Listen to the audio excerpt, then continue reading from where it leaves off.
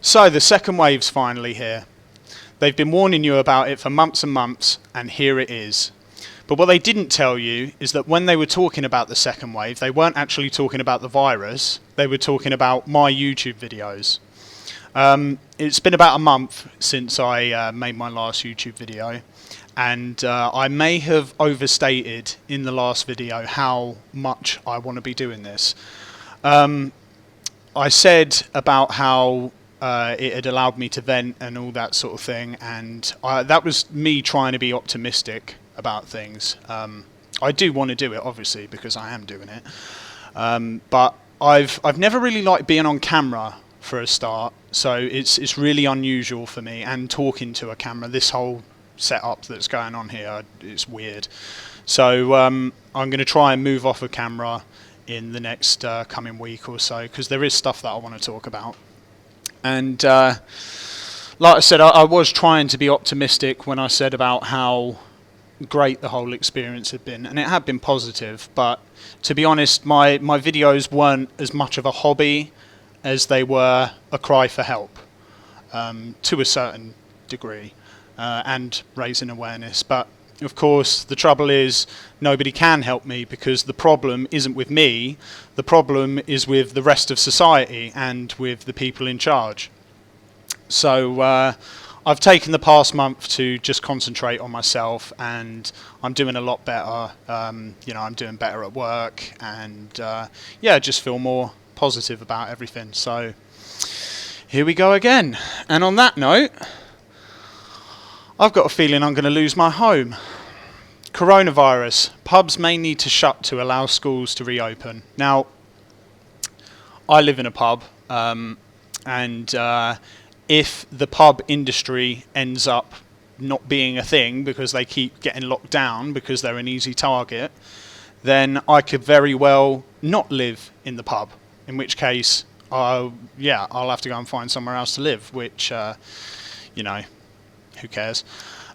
Pubs or other activities in England may need to close. Now, the first thing I want to draw your attention to as I go through this article is the number of weasel words that are in it. So words like may or might or could or possibly, or pay attention to it. Pubs or other activities in England may need to close to allow schools to reopen next month. A scientist, one single scientist is that, advising the government, has said. Well, I can advise the government that actually nothing needs to close. They don't need to do anything. If you want to keep the virus down, then maybe you should close some stuff. Maybe that might work, possibly. But nothing needs to happen. You don't need to do anything. You didn't need to close a single thing in the first place. Professor Graham Medley told the BBC there may need to be a trade-off with the reopening of schools seen as a priority for children's well-being. It came after England's chief medical officer said the country was near the limit of opening up for society. Well, that's all well and good, talking about children's well-being. What about my well-being? Did anyone stop and consider that at any point? No, of course they didn't. On Friday, the PM said further reason of lockdown would be delayed. Measures due to come in this weekend. Oh, this is an old article, by the way, 1st of August, because I have been wanting to talk about it for a while, but I've got sort of camera shy and kind of stage fright at the same time, so it's been keeping me away from it. And like I said, I've been concentrating on myself. But anyway, measures due to come in this weekend, including the reopening of casinos, bowling alleys, skating rinks and some close contact services, as well as the return of indoor performance and pilots of large gatherings in sports venues and conference centres would be postponed for at least a fortnight. Well, why a fortnight? Where's the science behind that?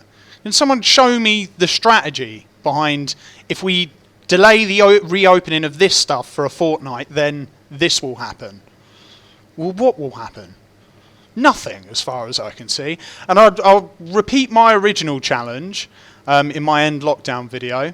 Show me one single person on the entire planet who can put their hand up and say, if not for lockdown, I would be dead. Just find one out of 7 billion people. The expansion of wedding receptions to allow up to 30 people was also put on hold. So if you're planning your wedding in that period, where there's a bit at the bottom of the article where someone says about how their entire wedding was completely screwed over by the government. Yeah, but tough shit, I guess. Mr. Johnson told a Downing Street press conference on Friday he needed to squeeze the brake pedal on easing restrictions following a rise in coronavirus cases. And England's chief medical officer, Professor Chris Whitty, warned the nation had probably reached near the limits, or the limits, of what can be done to reopen society, meaning trade-offs may be needed to allow pupils to return to classroom next month as planned. Just notice the amount of Weezer words that are in there. You know, may and probably and possibly, and this is why we're going to oppress you. You know, it really does my head in. Mr. Johnson had previously pledged that both primary and secondary school, blah, blah, blah, asked whether restrictions of other activities may be needed to allow schools to reopen as planned. Professor Medley, chairman of the Scientific Advisory Group, SAGE, subgroup on pandemic modelling, told BBC Radio's 4, I think that's quite possible. I think we're in a situation whereby most people think that opening schools is a priority for the health and well-being of children, and that when we do that, we are going to reconnect lots of households. So he thinks he knows what other people think, therefore oppression. That's how I see it, you know? And it may be a priority for the well-being of children, but what about, pubs? What about the priority of the well-being of drinkers, or people who rely on pubs, such as myself? And so actually, closing some of the other networks, some of the other activities may well be required to enable us to open schools. No. Why don't you just open them? You're the ones that closed them. Just reopen them. And so actually, oh no, I've already done that bit. It might come down to a question of which do you trade off against the other? And then that's a matter of prioritising. Do we think pubs are more important than schools? And I love that rhetorical question. Do we think that pubs are more important than schools? As if you're supposed to automatically answer, no, schools are more important. Well, I think pubs are more important because, first of all, I never liked school while I was in school. I did pretty well in school, I think. I got on with it, but I never liked it. I couldn't wait to get out. And that was why I never went to college. And in light of the GCSE fiasco that's gone on recently, where pupils have been working for 11 years for this final result and it all got screwed up, no, I don't think schools are that important. And finally, my home depends on a pub being open. It doesn't depend on a school being open. So, no, schools aren't more important than pubs. Keep the schools shut. Another SAGE member, Professor Callum Semple from the University of blah blah blah, said there would probably be a second wave of the virus in October. I wonder if he could tell me what the lottery numbers are going to be in October as well. Where is he getting this from? Some hard decisions will need to be made about what restrictions need to be reintroduced. Yeah. So, in other words, they're just going to take out pubs because pubs are an easy target, aren't they? Like, I love it, some hard decisions, like they're going to sit there and think, oh, God, what do we do? Oh, I don't know. Fuck it, just shut the pubs down. Whether that's potentially the pubs and the hospitality sector being oppressed and taking yet another hit in preference to education will be a political decision. So, in other words, it's definitely going to be pubs then, isn't it?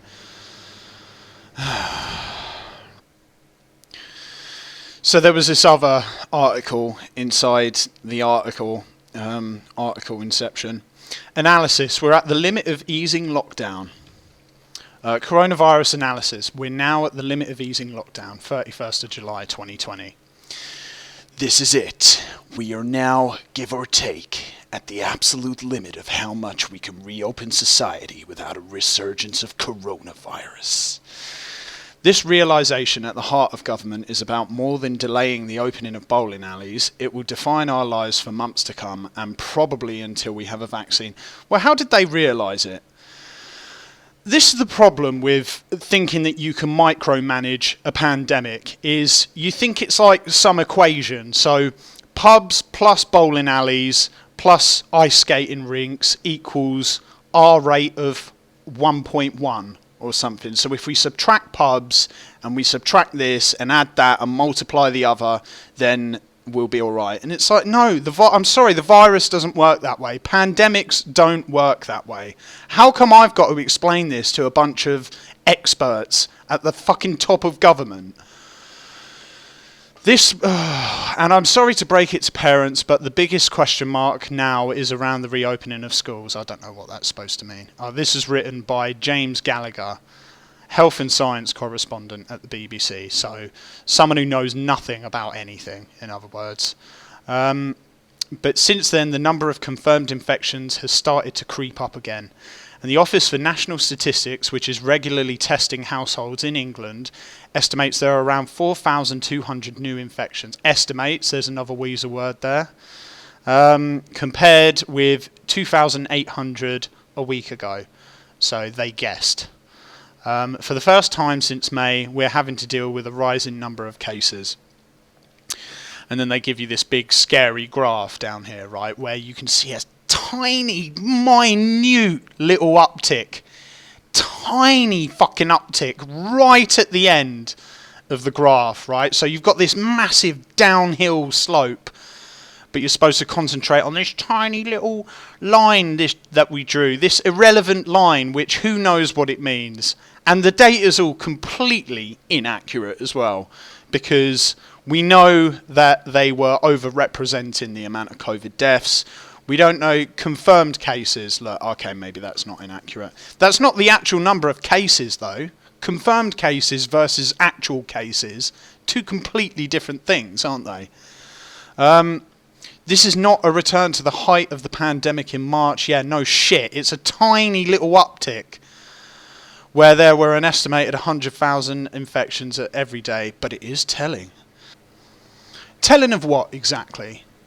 It doesn't tell you anything. There's a million different ways that you can interpret that data. So, no, it's not telling. And shall I tell you how I can tell that it's not telling? Because if it was telling, he wouldn't need to tell you that it was telling, would he? We'd all just be like, oh, well, that's telling. But since it's not telling of anything, he feels the need to tell you that it's telling. But I'm telling you, it's not telling at all.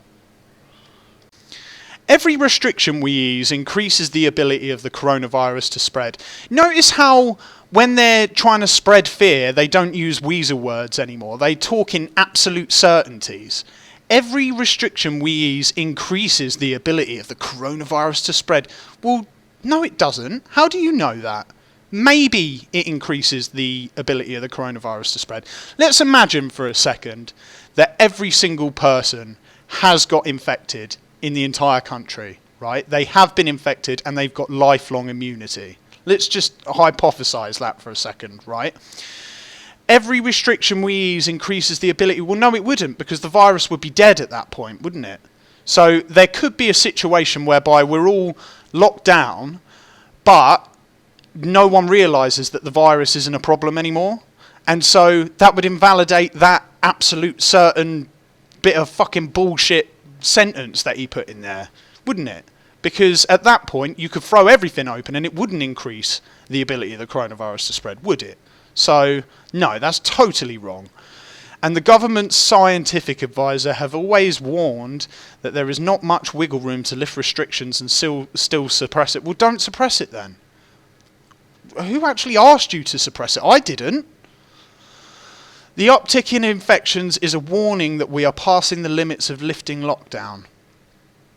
No, it's not. It could be anything. It could be any number of reasons why that's happening.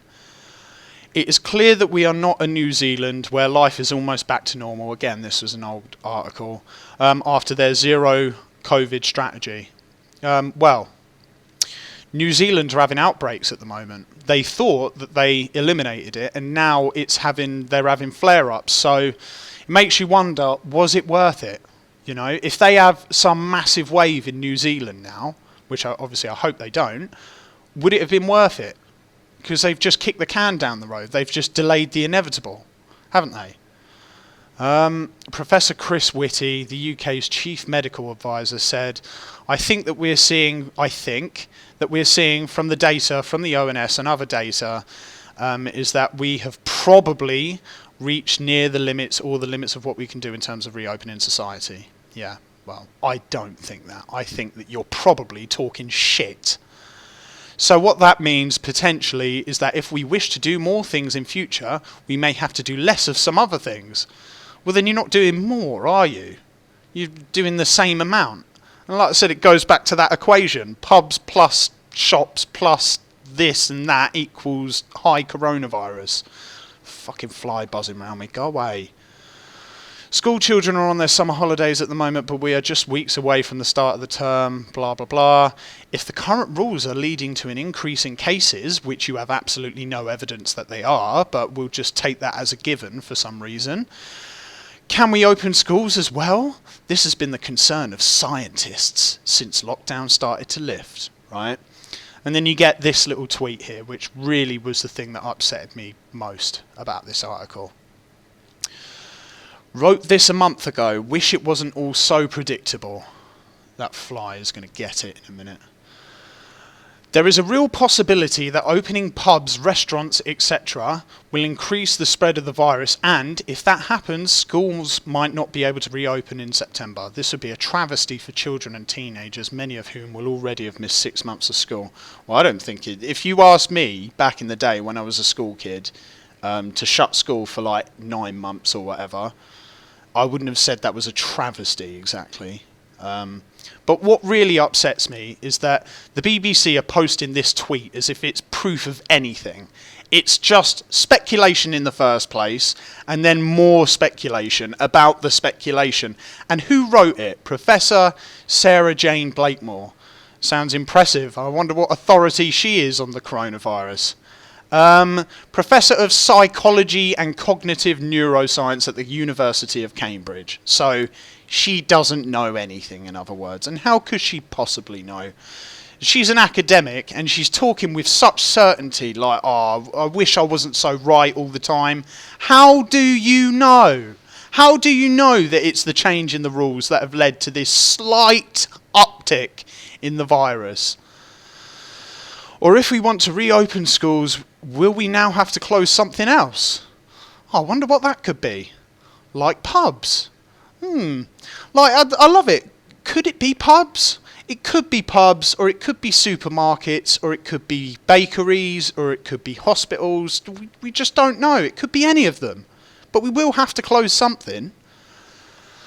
Professor Whitty said these would be difficult trade-offs, but it was important to be realistic. Says the bloke talking in absolute fantasy all the time. The idea that we can open up everything and keep the virus under control is clearly wrong. First of all, that assumes that you have got control of the virus, which I don't think you have. Second of all, again, you're talking with such certainty about something which is totally unprovable. You can't prove that. Maybe you could open everything up and keep the virus under control. Maybe you never had control of the virus. Maybe you didn't need to close anything. Who knows? This guy doesn't know. I can tell you that for a fact. Oh dear. The SAGE has already said that the government may need to change measures at the end of summer in order to keep the R below 1. Will prove that the R isn't already below 1. How could you possibly calculate what the R is? You can't, because of the amount of asymptomatic cases. How could you possibly think that you know how fast the virus is reproducing? Only God knows that. Literally. Do the government think that they're God at this point? Because that's how I perceive it. R is the number of people each infected person passes the virus on to average. Yeah, blah, blah, fucking blah. What an absolute shit show. So, I want to go back to this graph for a little bit. right? And this is daily confirmed cases of coronavirus. So not daily cases, just the ones that they know about. And there's a slight uptick at the bottom there, and that's why we need to fucking close everything right back down and restrict everyone's civil liberties again, right? So here's the graph. Now, there are a few events that happened along the way, which particularly stood out in my memory. And one of them is Liverpool fans flocked to Anfield to celebrate Premier League title. No attempts were made to disperse the crowd by police officers at the ground, even though it was an illegal social gathering. But then I think, they should be able to celebrate whatever they want. I've said it before. A large number of people chose to gather outside the stadium. So this happened on June 26th, right? At the same time, June 25th, Bournemouth Beach, major incident as thousands flocked to the coast.